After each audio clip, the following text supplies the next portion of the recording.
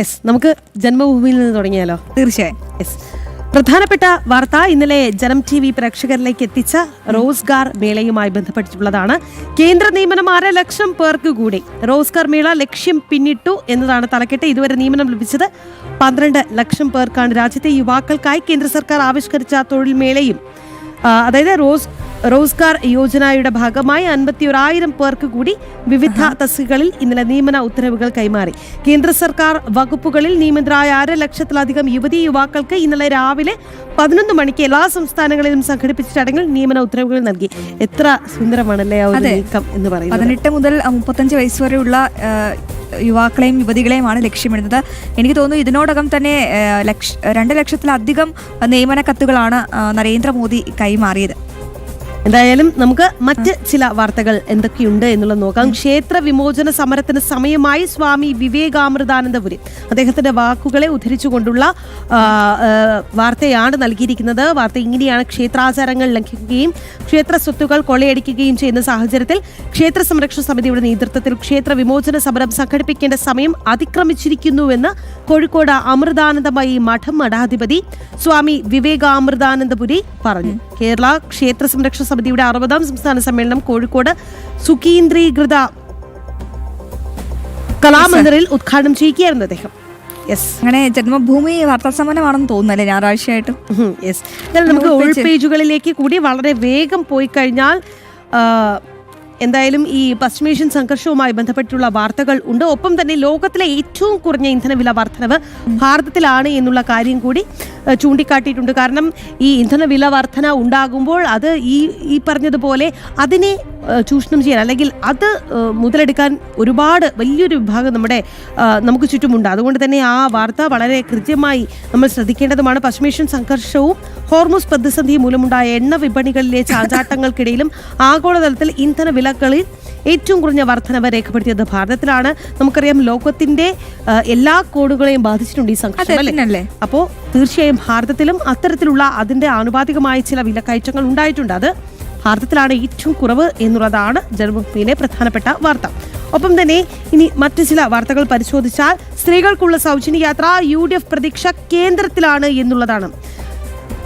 രവീന്ദ്രവർമ്മ അംബാ നിലയം അദ്ദേഹത്തിന്റെ റിപ്പോർട്ടാണത്. KSRTC ബസ്സുകളിൽ സ്ത്രീകൾക്ക് സൗജന്യ യാത്ര നടപ്പിലാക്കാൻ കേന്ദ്രത്തിൽ പ്രതീക്ഷയർപ്പിച്ച UDF സർക്കാർ കോൺഗ്രസിന്റെ തെരഞ്ഞെടുപ്പ് വാഗ്ദാനങ്ങളിൽ ഏറെ ശ്രദ്ധ നേടിയ ഒന്നായിരുന്നു ഈ വാഗ്ദാനം. നമുക്ക് അറിയാവുന്ന കാര്യം തന്നെയാണ്. ഇന്ദിരാ ഗ്യാരണ്ടിയിൽ ഉൾപ്പെടുത്തിയാണ് ഇത് പ്രഖ്യാപിച്ചത്. ആദ്യ മന്ത്രിസഭയിൽ തന്നെ പദ്ധതിക്ക് അംഗീകാരമായിട്ടുണ്ട്. ഇതിനി എങ്ങനെയാണ് യാഥാർത്ഥ്യമാകുന്നത് എന്നുള്ളതാണ് ആ വാർത്ത പറഞ്ഞിരിക്കുന്നത്. റിപ്പോർട്ട് ഗതാഗത സെക്രട്ടറിക്ക് കൈമാറിയിട്ടുമുണ്ട്. അതായത് ഇത് എങ്ങനെയാണ് നടപ്പിലാക്കാൻ പോകുന്നത്, ഇതിനുള്ള സാമ്പത്തികം എവിടെയാണ്, ആ സാമ്പത്തികത്തിൽ ഗതാഗത വകുപ്പ് നട്ടം തിരിയുകയാണ്, ഈ സാമ്പത്തികത്തിന് വേണ്ടി ഇരുട്ടിൽ തപ്പുകയാണ്. അപ്പോൾ കേന്ദ്രം കനിയണം ഇനി ഈ പദ്ധതി നടപ്പിലാക്കാൻ എന്നുള്ളതാണ് ഈ വാർത്ത പ്രധാനമായും ചൂണ്ടിക്കാട്ടുന്നത്. അതായത് PM E-ബസ് പദ്ധതിയിൽ ഉൾപ്പെടുത്തി സംസ്ഥാനത്തെ 10 നഗരങ്ങൾക്കായിട്ടാണ് ബസ് അനുവദിച്ചത്. 2024 ബസ് അനുവദിച്ചിരുന്നുവെങ്കിലും KB ഗണേഷ് കുമാർ ഗതാഗത മന്ത്രി ആയതിനു ശേഷം ഇവിടെ ബസിന്റെ ആവശ്യകത ഇല്ല എന്ന് പറഞ്ഞ് പദ്ധതി ഉപേക്ഷിച്ചിരുന്നു. എന്നാൽ പിന്നീട് ഗണേഷ് കുമാർ തന്നെ 145 ഡീസൽ ബസ്സുകൾ വാങ്ങുകയും 180 ബസ് കൂടി വാങ്ങാൻ ടെൻഡർ നൽകുകയും ചെയ്തു. കർണാടക, തമിഴ്നാട് സർക്കാരുകൾ കേന്ദ്ര സർക്കാരിന്റെ E-ബസ് ഉപയോഗിച്ചാണ് സ്ത്രീകൾക്കുള്ള സൗജന്യ യാത്രാ പദ്ധതി നടപ്പിലാക്കുന്നത്. കേന്ദ്രവുമായി സഹകരിച്ച് ബസ് വാങ്ങിയാൽ ഒരു പരിധിവരെ സംസ്ഥാന സർക്കാരിന്റെ സാമ്പത്തിക പ്രതിസന്ധി മറികടന്ന് സ്ത്രീകൾക്കുള്ള സൗജന്യ യാത്രാ പദ്ധതി നടപ്പാക്കാൻ സാധിക്കും. അതായത് ഈ പദ്ധതി വരും, പക്ഷെ അത് എങ്ങനെയാണ് എന്നുള്ളത് വളരെ വ്യക്തമായി ഈ വാർത്തയിൽ പറഞ്ഞിട്ടുണ്ട്. ഒരുപക്ഷെ മറ്റ് പത്രങ്ങളിൽ ഇത് കാണാൻ സാധ്യതയില്ല. എന്തായാലും നമുക്കിനി മലയാള മനോരമയിലേക്ക് വളരെ പെട്ടെന്ന് പോകാം. മലയാള മനോരമയുടെ ഒരു ചിത്രത്തിൽ നിന്നുമാണ് ഞാൻ തുടങ്ങാൻ ആഗ്രഹിക്കുന്നത്. അതായത് രമേശ് ചെന്നിത്തല കഴിഞ്ഞ ദിവസമാണ് ഈ ഉന്നത പോലീസ് ഉദ്യോഗസ്ഥരുമായ ഒരു യോഗം ചേരാൻ എത്തിയത്. ആദ്യത്തെ യോഗമാണ്. അപ്പോൾ ആ യോഗം കഴിഞ്ഞിട്ട് എല്ലാവരും ചേർന്ന് ഒരു ഗ്രൂപ്പ് ഫോട്ടോ എടുക്കുകയാണ്.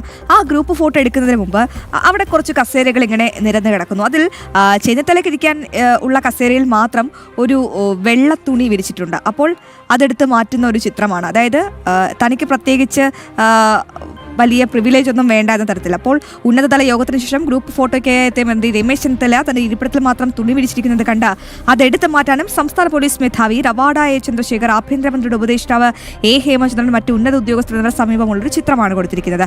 ഇനി ഇതിന്റെ മറ്റൊരു ഇതും കൂടിയുണ്ട്. കഴിഞ്ഞ തവണ ഓപ്പറേഷൻ ഡി ഹണ്ട് ആണ് പിണറായി വിജയൻ സർക്കാർ ഈ ലഹരിക്കെതിരെ നടത്തിയ ഓപ്പറേഷനെങ്കിൽ ഇത്തവണ വരുന്നത് തൂഫാനാണ്, കൊടുങ്കാറ്റ് എന്ന് വേണമെങ്കിൽ പറയാം.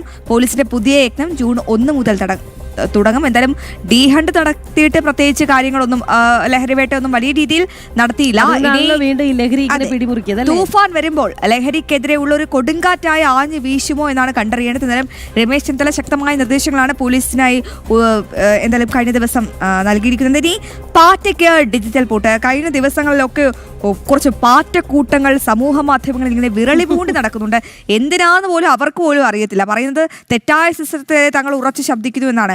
ഈ തെറ്റായ സിസ്റ്റത്തെ തീർച്ചയായും ഉറക്കെ നിങ്ങൾ ശബ്ദിക്കണമെന്ന് തന്നെയാണ് എൻ്റെ അഭിപ്രായം. ഞാനും അതിന് യോജിക്കുന്നു. പക്ഷേ നമുക്ക് വ്യക്തമായ ഫണ്ട് എവിടാണെന്ന് അറിയാതെ, ഇതെന്താണ് സംഭവം എന്നറിയാതെ ഒരു പ്രതിഷേധം സംഘടിപ്പിക്കുക എന്നത് ഫണ്ട് ആയിക്കോട്ടെ, ഒപ്പം തന്നെ ഈ പിന്തുണ എവിടെ നിന്നാണ് എന്ന് ചോദിച്ചാൽ അത് പാകിസ്ഥാനിൽ നിന്നും ബംഗ്ലാദേശിൽ നിന്നാണ് എന്നുള്ളത് കൂടി നമ്മൾ പറയണം. തീർച്ചയായും അത് കഴിഞ്ഞ ദിവസം അതിന്റെ വ്യക്തമായ തെളിവുകൾ നിരത്തിയായിരുന്നു ഇപ്പോൾ ഡിജിറ്റൽ പൂട്ട നടപ്പിലാക്കിയത്. എന്തായാലും കോക്രോച്ച് ജനതാ പാർട്ടിയിലെ പ്രിയപ്പെട്ട ഫേക്ക് പുരോഗമനവാദികൾ അറിയാൻ ഡിജിറ്റൽ പൂട്ട് ആയിട്ടുണ്ട്. കാരണം കൃത്യമായി ഫണ്ട് എവിടെയാണെന്നുള്ള കാര്യം, ഫണ്ട് എവിടെ നിന്നുള്ള കാര്യത്തിൽ വ്യക്തത വന്നിട്ടുണ്ട്. അതുകൊണ്ട് എല്ലാ അക്കൗണ്ടുകളും പൂട്ടിയിട്ടുണ്ട്.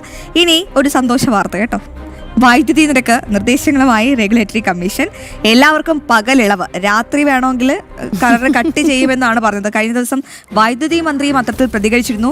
പവർ കട്ടല്ല, പവർ ഫെയിലർ ആണ്, ദയവായി ഒന്ന് സഹകരിക്കണമെന്ന്. അതായത് സംസ്ഥാനത്ത് വൈദ്യുതി മുടക്കം, അതാണ് അതിന്റെ ഒരു സാരാംശം എന്ന് പറയുന്നത്.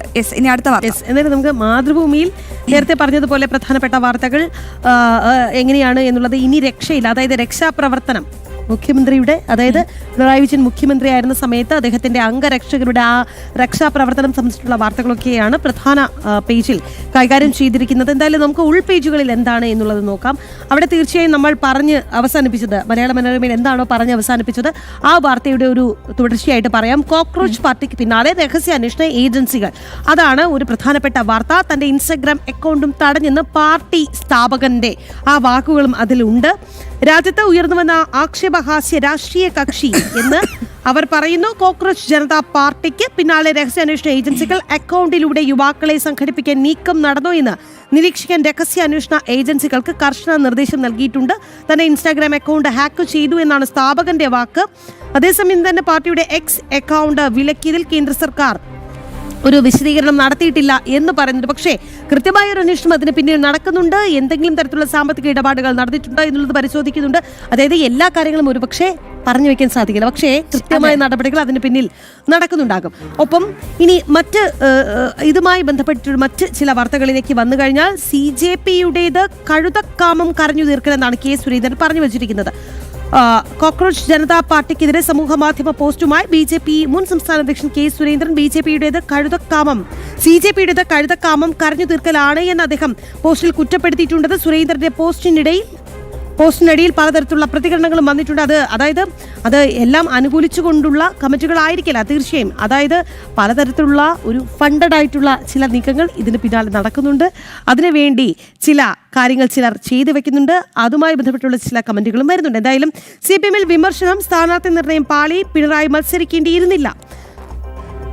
ഇതാണ് തലക്കെട്ട്. സ്ഥാനാർത്ഥി നിർണയത്തിലുണ്ടായ പാളിച്ചകൾ നിയമസഭാ തെരഞ്ഞെടുപ്പിൽ വൻ തിരിച്ചടിക്ക് കാരണമായി എന്ന് CPM കേന്ദ്ര കമ്മിറ്റി യോഗത്തിൽ വിമർശനം നമ്മൾ വളരെ വിശദമായി തന്നെ ഇന്നലെ ചർച്ചയ്ക്കെടുത്ത വാർത്തയാണ്. അതിന് നമുക്ക് കേരള കൗമുദിയിലേക്കാണോ അതോ നമുക്ക് കേരള കൗമുദിയിൽ എന്ത് തോന്നുന്നു? ശരി, വളരെ പെട്ടെന്ന് പോവുകയാണ്. കൊമ്പൻ തകർത്ത കാറിൽ വീട്ടമ്മയ്ക്ക് 2ാം ജന്മം. കഴിഞ്ഞ ദിവസമാണ് തൃശ്ശൂരിലൊരു ഇടഞ്ഞ കൊമ്പൻ അവിടെ വലിയ രീതിയിലുള്ള പരാക്രമം നടത്തിയത്. അപ്പോൾ ഒരു കാറ് നശിപ്പിച്ചു എന്നുള്ള തരത്തിലുള്ള വാർത്ത നമ്മൾ റിപ്പോർട്ട് ചെയ്തിരുന്നു. പക്ഷേ ആ കാറിനുള്ളിൽ ഒരു വീട്ടമ്മ ഉണ്ടായിരുന്നു. തലനാരിഴയ്ക്കാണ് ആ വീട്ടമ്മ രക്ഷപ്പെട്ടതെന്ന തരത്തിലുള്ള വിവരങ്ങളാണ് കൊടുത്തിരിക്കുന്നത്. 3 കാറും 5 സ്കൂട്ടറുമാണ് തകർത്തത്. ആനയെ സ്വയമേ തലയിലൊക്കെ ഇടിച്ച് പരിക്കേൽപ്പിച്ചത്. അങ്ങനെ ഒരുപാട് വാർത്തകൾ കൊണ്ട് സമ്പന്നമാണ് കൗമുദി എന്ന് പറയുന്നത്. അപ്പോൾ നമുക്ക് സമയപരിമിതി ഉള്ളത് കൊണ്ട് തൽക്കാലം ഇന്ന് കൗമുദിയുടെ കൂടുതൽ വിശദാംശങ്ങളിലേക്ക് കടക്കാൻ പോകുന്നില്ല.